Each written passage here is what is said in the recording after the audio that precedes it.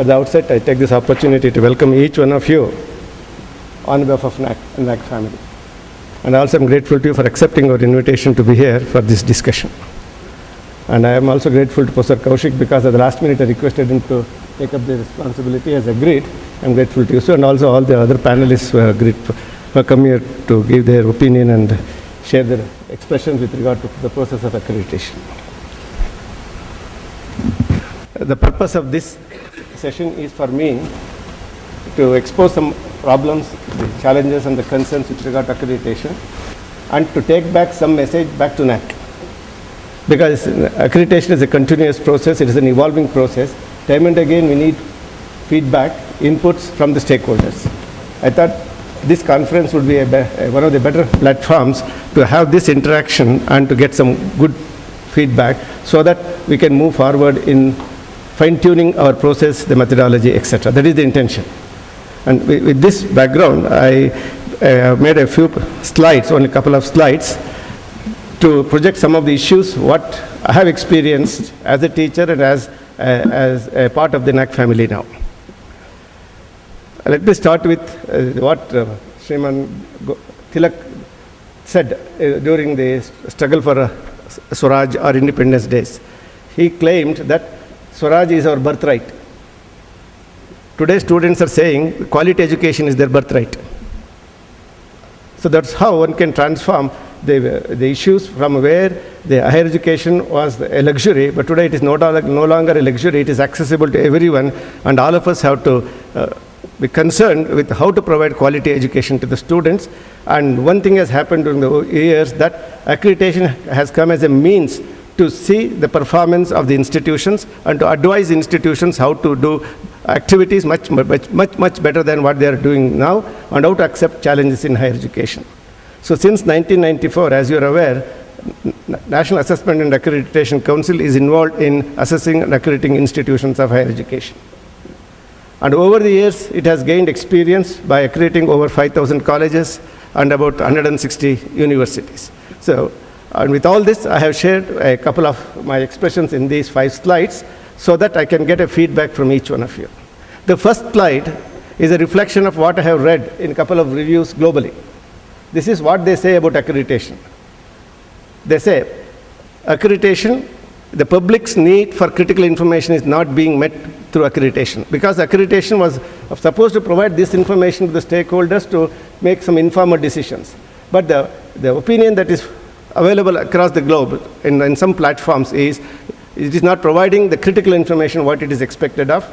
Similarly, traditional approaches to the accreditation are not meeting today's needs. Higher education is changing, evolving, and it is extremely a dynamic process. Accreditation is arbitrary. Should the result of accreditation be only binary or have different levels of expression, such as it fails to meet the requirements, it meets the requirement, exceeds or surpasses. But what we do in NAC is good, very good, and excellence, like that. Whether it should be accredited, not accredited, or it should have different types of expressions. Are there viable alternatives to accreditation? Already people are trying to find out other ways of assessing quality performance in the institutions. Therefore, they are searching whether other available models are available in addition to accreditation to look into the performance of institutions. These are some of the expressions already flying in the field. That means we have to be extremely careful to address these different things that are there in the field, and thereby we can make our methodology, our programs much more robust. So now some of the concerns of NAC or any accreditations in our country is this. Diversity of higher educational institutions. If you look at the varieties of institutions that are there, extremely diverse right from state universities to innovative universities, central universities, deemed universities, monofaculty universities, single discipline universities, ISERs, NISERs, like that. Varieties of degree awarding systems are available. Similarly, at the college level, varieties of colleges are there. So that is the one diversity that is available in the country, and how are we accrediting all these different institutions? The next level of challenge that we are facing is, in the country today, accreditation is voluntary. And because of this, what has happened is, there are many institutions which are yet to approach the agency. Some have gone through the first stage of the letter of intention. Some have passed eligibility criteria. Some have been accredited once, some are twice, some are thrice. That means all varieties of institutions are in the country now. And for all these varieties of institutions, the diversity of institutions and institutions which are at different stages of accreditation, all of them are being assessed by only one methodology or one type of manual. So now the limitations of this one-size-fits-all methodology, is it okay, or should we change, or how to go about it is the question now to be asked, to be discussed. And the next one is internal quality assurance cell versus external quality assurance. Always there is a dilemma. How long this can go on? How long the peer teams to visit the institutions? How long the external quality assurance agency has to persist in the country? Because today we have 33,000 colleges, 600 universities. How long we can go on sending peer teams again and again and again, third cycle, the fourth cycle, etc. How long this external assurance has to continue? Or what should be the balance between internal quality assurance system and the external quality assurance system? Already such dialogues are taking place in other accrediting agencies. People feel after one round of accreditation, the emphasis should be placed on internal quality assurance cell. That should take care of the internalization and the institutionalization of the mechanisms, the processes. Thereby, repeated the visits by the peer team is not necessary. So in our context, we have to take care of these things. And the other important thing is, always this comes for discussion, that is the quality and the consistency of assessment as well as assessors. Because the same team cannot visit all institutions.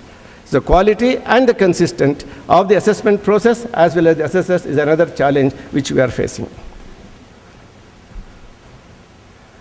And now we should have some approach wherein integrated approach with provisions to measure inputs, the process, the output and the outcome. Sometimes only inputs are taken into consideration, sometimes only the output, sometimes the outcome. So we have in NAAC methodology an integrated process wherein all these things are put in place now. But how exactly we can fine-tune each one of them is the question. Similarly, always we say accreditation is nothing but to check whether the institution has the minimum requirements to provide quality education. That is not enough today. A shift from static minimum standards to a continuous process of improvement. The emphasis is placed on process now instead of just looking at the minimum requirements. And also, higher education is evolving, new challenges are coming up. Therefore, there must be a criteria, there must be a provision in our accreditation process that offers space for dynamics and versatility in the institution. Because we cannot say that this was the best mechanism, these are the best processes of yesterday, the same things can be replicated continuously forever. The system has to be dynamic to respond to new challenges of the higher education. And particularly, the space for public and stakeholders' opinion.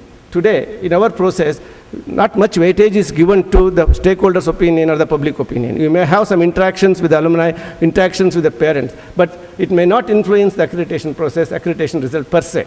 Therefore, for example, in all global rankings, this has the main advantage, main weightage. The institutions which are globally ranked, their public perception, their public opinion about those institutions far higher than anybody else. Therefore, should we have a space for public or stakeholders' opinion in our accreditation process?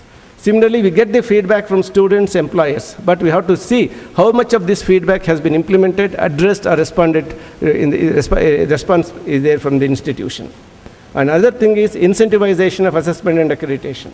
So today, incentivization is just started because UGC has taken accreditation as a means to provide colleges with potential for excellence or universities with potential for excellence. Similarly, DBT. But that is not enough. So wherever assessment accreditation have been made, two things can have to happen. One is promoting those institutions to reach excellence, and similarly, those institutions which have been accredited, but they may be at the C grade, they may be at the B grade. That means these institutions have a lot of academic gaps, quality gaps. So incentivization has to come in the form of providing additional grants, additional inputs to take care of those gaps. So incentivization, one to move towards excellence, another to fill up the gaps, whatever they have in that particular institution. And another challenge that we face today is quantification of quality of research as well as innovation. Always we have a criteria for innovation, for best practices, and for research method, research output, etc., etc. Always there is a dilemma between science and humanities or the social sciences, and so many best practices are there, and so many innovative practices are being claimed. How to quantify it? What are the metrics to be used? Similarly, accountability in relation to financial resources. And another important concept is disclosure by the institution in the public domain, Now today this is the E-India conference. How much of ICT has to be utilized in accreditation, particularly in this huge country with diversity, with so much of institutions? And another thing is evolution of the quality management system.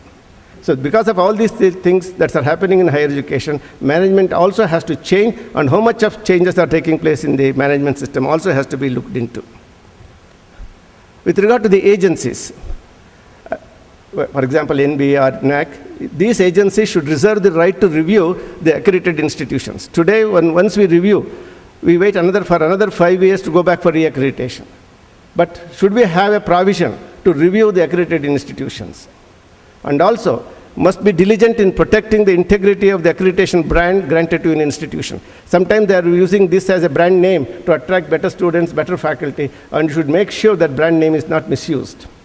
Accountability of the accrediting agencies. As an accrediting agency, I also have a lot of responsibilities. If you look at our website, we have given you the duties and the responsibilities of the NAC per se now. Like that, some of these challenges have been addressed, and if you can give feedback how more things can happen in NAC, I will be grateful to you. Similarly, the next challenge is the program accreditation. So far, the institutional accreditation is the target of NAC. So henceforth, we have to embark upon the program accreditation also. One of my colleagues would be speaking on that, because many a time we get mails, letters asking which is the best physics department, which is the best biology department, which is the best history department, for which we have no answer. So somewhere in the country, the program accreditation has to start. We have started a project, and one of my colleagues would be speaking on that. Similarly, NAC ranking of institutions, or NAC indexing of institutions. We have another project. One of my colleagues would be speaking how the ranking could be done more objectively, because always we say that Indian institutions are not globally ranked. What are the challenges? What are the limitations? Because we say the metrics, the yardsticks, the parameter used by global rankings are not really global. They are addressed only to the English-speaking countries or the highly developed countries. Therefore, we are trying to evolve some metrics which can be utilized globally so that ranking mechanisms, ranking procedures could be fine-tuned. Now, the process is globalization and the internationalization. In consonance with this, the NAC or NBA or international recognition of local accrediting agencies have to take place. We should get the recognition from the international agencies. Similarly, we should recognize the foreign agencies. When these two things happen, there will be convergence of international and national standards. So this convergence has to take place. Then it helps us in not only internationalization of the higher education, but also it helps us to bring in internationalization of the accreditation process. Accreditation, we do the accreditation of institution. Somehow I feel this process of accreditation should facilitate HEIs to move towards global rankings, because through accreditation, we tell them what are their strengths, weaknesses, opportunities, and challenges. If the institution can address those strengths and challenges and opportunities as well, I'm sure they can move towards competing with the other institutions to have a claim in the global rankings. Of course, the final message is accreditation is dual responsibilities, dual functions. One is assessment and the reformation. Assessment takes place both by the internal quality assurance cell of the institution as well as by the peer team. And then the reformation. Reformation can occur provided the institutions are responsive to the suggestions made by the peer team. When these two things happen, the purpose of accreditation is satisfied. Similarly, I say that there are 3 I's today. One is introspection. Subjecting itself to any accreditation is an introspection of the institution. Then through innovation and improvement, it is a continuous process, not only to sustain, but also to enhance the quality and excellence in education. All these things can happen if an institution is subjected to the process of accreditation. Usually repeatedly I say that accreditation is the health checkup of the institution. When the health checkup is done through an appropriate diagnostic center, we will know our weaknesses as well as the strength and the other challenges the body is facing, and thereby we can initiate remedial measures. So if that is the purpose of accreditation, if that is the purpose of NAC, NAC does the role of a mirror, and mirror gives you an image, and depending upon the image, you can take care of the further beautifying your own picture, etc., etc. So with these few words, I have raised a few issues, and I expect a feedback so that we can, the NAC process and methodology could be improved further. Thank you.